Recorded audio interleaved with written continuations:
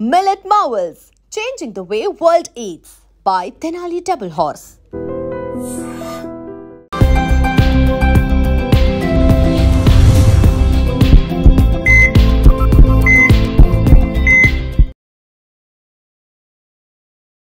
నమస్తే welcome to healthy conversations with IT media నేను మీ Jhansi. So ఈరోజు మనతో ఉన్నారు డాక్టర్ శ్రవంతి గారు, లాప్రోస్కోపిక్ సర్జన్, అలాగే సీనియర్ గైనకాలజిస్ట్ కూడా. మరి ప్రెగ్నెన్సీలో చాలా మందికి ప్రెగ్నెన్సీతో ఉన్నప్పుడు షుగర్ వస్తుంది. షుగర్ అండ్ బీపీ ఇవి కొంతమందికి తర్వాత తగ్గుతాయి, కొంతమందికి తగ్గవు. బట్ మనం ఆ ప్రెగ్నెన్సీలో ఆ షుగర్ అండ్ బీపీని ఎలా డీల్ చేసుకోవచ్చు, అది రాకుండా ముందు నుంచి ఏదైనా జాగ్రత్తలు తీసుకోవచ్చు. ఇప్పుడు ప్రెగ్నెన్సీ ప్లాన్ చేసుకుంటున్నప్పుడా, లేదా మ్యారేజ్ అయిన ఒక 1 ఇయర్ అయిన గ్యాప్ ఉంటుంది కాబట్టి ఈ గ్యాప్లో లేదా మనం ముందుగా లైఫ్ స్టైల్ని ఎలా చేంజ్ చేసుకోవచ్చు అనేది తెలుసుకుందాము. నమస్తే అండి. నమస్తే. మ్యామ్, ఇప్పుడు కొంతమంది అడుగుతారు పెళ్ళి అవ్వగానే వెంటనే 1 మంత్లోనే వస్తే అప్పుడే షుగర్స్ వస్తాయి అని చెప్పి. అసలు ప్రెగ్నెన్సీలో ఉన్నప్పుడు షుగర్ రావడానికి మనం ముందు చేసే పనులు ఏదైనా యాడ్ ఆన్ అవుతాయా, లేకపోతే ఎందుకు వస్తుంది ఈ షుగర్ బీపీ అనేది ప్రెగ్నెన్సీలో ఉన్నప్పుడు? ప్రెగ్నెన్సీలో వచ్చే షుగర్ని జెస్టేషనల్ డయాబెటీస్ అంటాం. జెస్టేషనల్ అంటే ప్రెగ్నెన్సీ అంటేనే జెస్టేషన్, సో ఆ డయాబెటీస్. సో ఇది completely different from type 1 type 2 diabetes. అంటే టైప్ 1 టైప్ 2 అంటే టైప్ 1 అంటే జెనెటికల్, ఇవి రెండు కూడా చిన్నప్పటి నుంచే ఉంటే టైప్ 1 స్ట్రాంగ్ జెనెటికల్. టైప్ 2 అనేది ఏజ్ వల్ల వచ్చేసి, ఏజ్ తర్వాత వస్తుంది కదా కొందరికి 40 తర్వాత అది. సో ఇది ఏమైతే ఉందో, బట్ ట్రీట్మెంట్స్ అన్నిటికీ షుగర్స్ అన్నిటికీ సేమ్ ఉంటాయి. డిపెండ్స్ అన్నమాట. అంటే వాళ్ళకి ఏ టైప్ ఆఫ్ షుగర్ ఉంది దాన్ని బట్టి వస్తుంటుంది. అంటే సివియర్గా ఉంటే ఒక టైప్ ఆఫ్ ట్రీట్మెంట్, మైల్డ్గా ఉంటే ఒక ట్రీట్మెంట్, బార్డర్ లైన్లో ఉంటే ఒక ట్రీట్మెంట్, అట్లా. So coming to the gestational diabetes, ప్రెగ్నెన్సీలో కొత్తగా షుగర్ కనుక్కోవడం. అంటే మాకు ఆల్రెడీ షుగర్ ఉంది ప్రెగ్నెన్సీ రావడం కాదు. దాన్ని మనం ఆల్రెడీ నువ్వు డయాబెటీస్ కాంప్లికేటింగ్ ప్రెగ్నెన్సీ, అది కాదు. ఇది కొత్తగా అంటే ప్రెగ్నెన్సీ వచ్చిన 3 నెలలకి 4 నెలలకి సడన్గా షుగర్ ఉందని తెలుస్తుంది. దాన్ని జెస్టేషనల్ డయాబెటీస్ అంటాం. దానికి కారణాలు వచ్చి మెయిన్ జెనెటిక్ ప్రెడిలెక్షన్, అంటే జీన్స్లో ఉంది. సెకండ్ది వచ్చి ఏజ్ రిలేటెడ్, అంటే ఇప్పుడు అందరు 30+ వాళ్ళు ఉన్నారు కదా, వాళ్ళలో కొంతమందికి షుగర్ వచ్చేస్తుంది బికాస్ ఆఫ్ ద ఏజ్. ఇంకోళ్ళకి మెయిన్ ఒబేసిటీ రిలేటెడ్, అంటే కొంతమంది ఓవర్ వెయిట్ ఉండడం వల్ల కూడా వాళ్ళకి షుగర్ అనేది వచ్చే అవకాశం ఉంది. అలాగే చిన్న చిన్న వేరియస్ రీజన్స్, కొంతమందికి ప్యాంక్రియాస్ అనేది ఉంటుంది కదా ఆర్గాను, అదేమన్నా ఇబ్బంది ఉన్నప్పుడు షుగర్ రావచ్చు, అట్లా. సో ఇవన్నీ చిన్న చిన్న problems. But what ever it maybe వచ్చేసింది షుగర్. ఎలా కనుక్కున్నారు? రెగ్యులర్ బ్లడ్ టెస్ట్ చేస్తారు కదా ప్రెగ్నెన్సీలో, వాటిల్లో తెలుస్తుంది. అది కాకుండా వీళ్ళకి సడన్గా వెయిట్ ఎక్కిపోవడము, తర్వాత షుగర్కి సంబంధించి కొన్ని సిమ్టమ్స్ మనం చెప్తుంటాం. ఎక్కువ దాహం వేయడం, ఎక్కువ ఆకలి వేయడము, అంటే పాలిడిప్సియా, అంటే ఈ పాలినాక్టిన్ అంటే నాక్టూరియా, అంటే రాత్రులు ఎక్కువ యూరిన్కి వెళ్ళడము, ఇవన్నీ కూడా అయ్యే సిమ్టమ్స్ వస్తూ ఉంటాయి. అలాగైనా కనుక్కోవచ్చు. లేదు రెగ్యులర్ చెకప్లో కొన్నిసార్లు బ్లడ్ షుగర్స్ సడన్గా హై ఉంటే తినక ముందు తినక తర్వాత చేసి వాళ్ళు డయాగ్నోస్ చేస్తారు. ట్రీట్మెంట్స్ ఉంటాయి. టాబ్లెట్స్ ఉన్నాయా, ఇన్సులిన్ ఇంజెక్షన్స్ ఉన్నాయా అనేది డిపెండ్స్. ఎండోక్రైనాలజిస్ట్ అని మనకి దానికి ఒక స్పెషలిస్ట్ ఉంటారు. గైనకాలజిస్ట్లో కూడా ఇవ్వచ్చు, కానీ ఒక స్పెషలిస్ట్ ఉంటే ఇంకా బెటర్. దీన్ని జెస్టేషనల్ డయాబెటీస్. రాకుండా చేయగలమా అంటే మనం ఏం చేయగలం అంటే రిస్క్ ఫ్యాక్టర్స్లో ఉండకపోవడమే. అంటే టైంకి పెళ్లి చేసుకొని, టైంకి పిల్లల్ని ప్లాన్ చేసుకొని 30+ వరకు వెళ్ళకుండా చూసుకోవడం, అంటే ఎర్లీ ఏజ్ ఏజ్ ఎల్డర్లీ కాకుండా చూసుకోవడము, ఎర్లీగా డయాగ్నోస్ చేసుకోవడము. అంటే మనకు తెలిసిపోతూ ఉంటుంది ఏదో something wrong in our body, తొందరగా వీక్ అయిపోతున్నాను, తొందరగా అలసిపోతున్నాను, ఎక్కువ ఆకలేస్తుంది, ఎంత తిన్నా కూడా మళ్ళీ నాకు ఆకలేస్తుంది, ఎక్కువ యూరిన్ వెళ్తున్నాను, ఇలాంటివి అనమాట. ఇవి సిమ్టమ్స్. ఇది కాకుండా మనం చేయగలిగింది ఏంటి? ఒబేసిటీ, అంటే ముందటి నుంచి ఫిట్నెస్ మెయింటైన్ చేసుకుంటూ ఉంటే. అండ్ కొంతమంది అంటారు షుగర్ నేను ఎక్కువ తిన్నాను కాబట్టి నాకు షుగర్ వచ్చిందా అంటారు. అట్లా ఉండదు. షుగర్ ఎక్కువ తింటే నీకేమవుతుంది? ఇల్ హెల్త్, అంటే నువ్వు అంతా ఒబేసిటీ వచ్చేస్తుంది. మెయిన్ ఎక్కువ షుగర్స్ తింటే ఏమవుతుందంటే లావ్ అయిపోతూ ఉంటారు. అంతకు మించి నేను షుగర్ తినడం వల్ల షుగర్ వచ్చిందా అనేది ఉండదు. లేదు నేను రాత్రి కొంచెం స్వీట్ ఎక్కువ తిన్నాను అందుకని ఇప్పుడు కనిపిస్తుంది షుగర్ అంటారు. అట్లా రాదు. ఇప్పుడు కొత్తగా రాదు, మనకి ఎప్పటి నుంచో స్టార్ట్ అయిపోయి ఉండాలి. అందుకని దానికి ఒక ఇండికేటర్ HbA1c అని ఒకటి చేపిస్తాం బ్లడ్ లో. అది లాస్ట్ ప్రీవియస్ 6 monthsగా నీ షుగర్ లెవెల్ ఎలా ఉంది అనేది చెప్తుంది. ఓకే. అలాగైనా చేసుకోవచ్చు. సో దీనికి ట్రీట్మెంట్స్ ఇమీడియట్గా స్టార్ట్ చేస్తారు, లేదు కొంతమందికి డయాబెటిక్ డైట్ అని చెప్తారు. అంటే ఫస్ట్ కొన్ని రోజులు డైట్లో మార్చుకొని డైట్ కొని సో కొంతమందికి సెట్ అయిపోతుంది. అంటే డైటరీ హ్యాబిట్స్, ఎక్సర్సైజ్ ఇవి స్టార్ట్ చేస్తే కంట్రోల్కి వచ్చేస్తుంది. ఓకే. లేదు అంటే కంపల్సరీ మళ్ళీ ఇంకా అది ట్రీట్మెంట్. లైఫ్ లాంగ్ ఉంటుందా ఇంకా ఈ అలానే? జెస్టేషనల్ డయాబెటీస్ కొంతమందికి 50-50 ఉమ్. 50% వాళ్ళకి లైఫ్ లాంగ్ ఉండిపోతుంది. అంటే it okay. Will go into type 2 డయాబెటీస్లోకి వెళ్ళిపోతారు. ఓ. కొంతమందికి 50% వాళ్ళకి వన్స్ డెలివరీ అవ్వగానే మాక్సిమం 6 వీక్స్లో నార్మల్ అయిపోతుంది. ఇంకా మళ్ళీ రాదు. అంటే అది మళ్ళీ నార్మల్గా ఏజ్ రిలేటెడ్ అది వస్తే రావచ్చు. ఓకే. అండ్ నెక్స్ట్ ప్రెగ్నెన్సీలో కూడా వస్తే రావచ్చు. దట్ ఈస్ నాట్ కంపల్సరీ వస్తుంది అనేదే లేదు. ఇప్పుడు చాలా మందికి ప్రెగ్నెన్సీతోనే బెడ్ రెస్ట్ చెప్పేస్తున్నారు కదా. ఇప్పుడు ఏదైనా ఒక ఇష్యూ అయినా మిస్‌క్యారేజెస్ అయినప్పుడు తర్వాత బెడ్ రెస్ట్ చెప్తూ ఉంటారు. సో, ఆ బెడ్ రెస్ట్ వల్ల కూడా ఒక 9 మంత్స్ ఏం చేయకుండా అలానే ఉంటున్నారు. నార్మల్‌గా అయితే మనకి ఇంతకుముందు ఏం చెప్తూ ఉండారు, 9th మంత్ వరకు నేను పని చేశాను. అప్పటి వరకు ఇంట్లో పనులు చేసుకున్నాను అని చెప్తుంటారు. బట్ ఇప్పుడున్న జనరేషన్‌కి కొంతమందికి ఇది లేదు. అది కూడా ప్రభావం చూపిస్తుందా వాళ్ళ హెల్త్ మీద? Sedentary life style. ఇప్పుడు యాహ్! అదే అన్నాను. ఆహా! సెడెంటరీగా కూర్చొని తింటే ఎట్లయినా కూడా లోపల పెరిగిపోతూ ఉంటాయి కదా. అంటే కార్బోహైడ్రేట్ డైట్ ఎక్కువ తినేస్తారు, ఫ్యాట్ ఎక్కువ తినేస్తారు.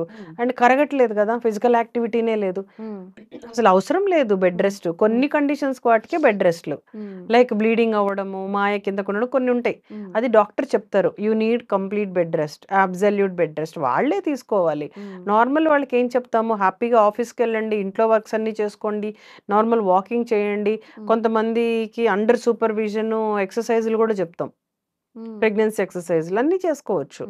సో దానివల్ల ఏంటంటే బాడీకి ఫిట్నెస్ ఉంటుంది. Fitness okay. ఉన్నప్పుడు ఇవన్నీ డయాబెటీస్లు, హైపర్ టెన్షన్లు అవన్నీ రాకుండా ఉంటాయి. ఓకే. ఎవరైతే అలాగ సెడెంటరీ లైఫ్ స్టైల్‌లో ఉండి ప్రెగ్నెంట్ అయ్యాము అని చెప్పి 3 పూట్ల కూర్చొని తినడం స్టార్ట్ చేస్తే ఇంకా ఆటోమేటిక్‌గా ఈ రోగాలు వచ్చేస్తాయి. ఇవి అందులో ఏంటి, లైఫ్ స్టైల్ డిసీజెస్ అంటాం. డయాబెటిస్, థైరాయిడ్, పీసీఓడి బీపీ గాని. ఇవన్నీ, బీపీ గాని. సో ఇవన్నీ పీసీఓడి కూడా వచ్చే అవకాశం ఉంటుందా? పీసీఓడి అంటే ప్రెగ్నెన్సీకి ముందు. ఓకే. ఇవన్నీ లైఫ్ స్టైల్ డిసీజెస్. అంటే ఓకే. మీరు మంచి డైట్ పెట్టుకొని ఎక్సర్సైజ్ బాగా చేస్తే మనకి ప్రెగ్నెన్సీ అనేది ఫ్రూట్‌ఫుల్‌గా వెళ్తూ ఉంటుంది. ఇప్పుడు మదర్‌కి షుగర్ వస్తుంది ప్రెగ్నెన్సీలో ఉన్నప్పుడు. ఆ షుగర్ అనేది మళ్ళీ బేబీకి ట్రాన్స్‌ఫర్ అయ్యే లేదా వచ్చే అవకాశం ఉంటుందా ఫ్యూచర్‌లో ఏదైనా? బేబీకి షుగర్ రాకపోవచ్చు గానీ, సడన్ షుగర్స్ పడిపోవడము, మదర్ ట్రీట్మెంట్‌లో ఉంటారు కాబట్టి పుట్టంగానే వీళ్ళకి షుగర్స్ పడిపోవడము అలాగా. అండ్ కొంతమందికి ట్రీట్ చేయలేదనుకోండి, రకరకాల అదేంటి ఏమంటారు, అనామలీస్ అంటాం. అంటే లోపాలతో పుడతారు. ఓహ్! మదర్‌కి షుగర్ ఉండి ఓకే. ట్రీట్మెంట్ తీసుకోకపోతే. కొన్ని అంటే కొన్ని ఏమంటారు, గుండెకి సంబంధించిన జబ్బులు అలాంటివి వస్తాయి.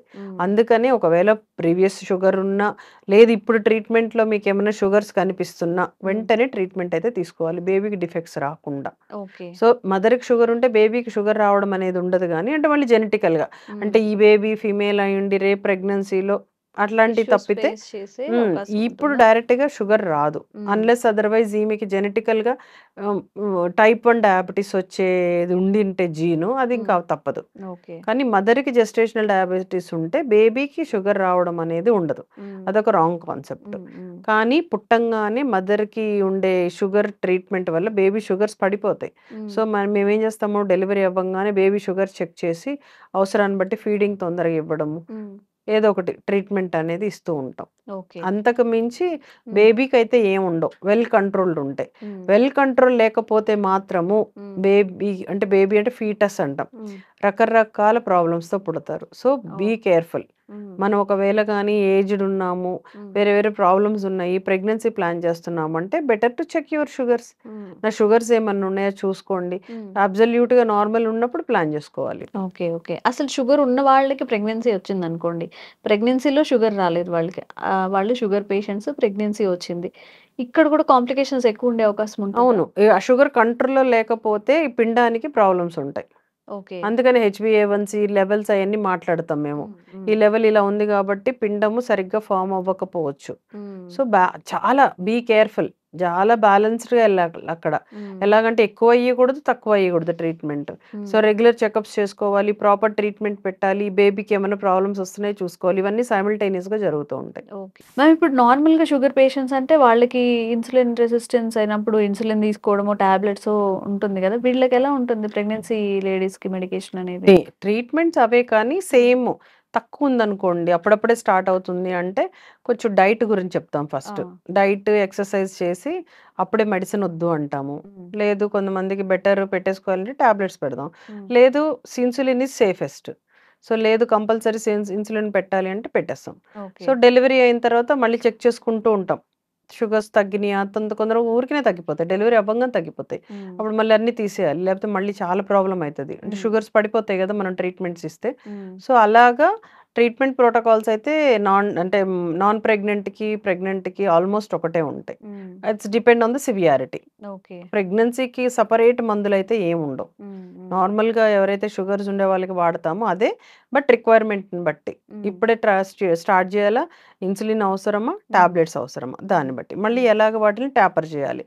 సడన్ చాలా ఇన్సులిన్ చాలా అవసరం పడుతుంది చాలా వాళ్ళకి.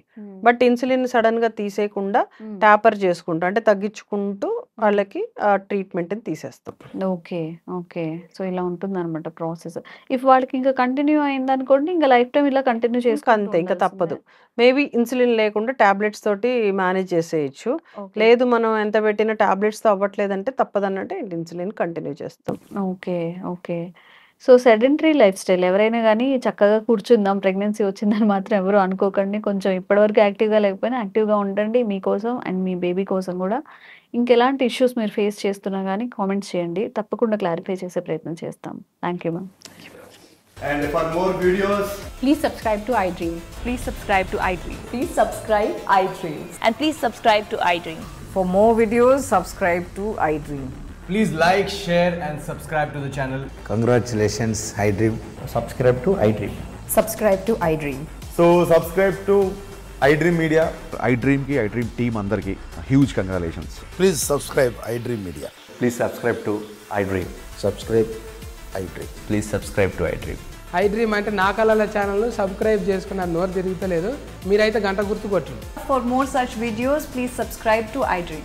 Subscribe to iDream. Please subscribe to iDream. Please subscribe iDream Media. Please do subscribe to iDream. Please subscribe to iDream Media. For best entertainment and information, please subscribe iDream. And don't forget to subscribe to iDream.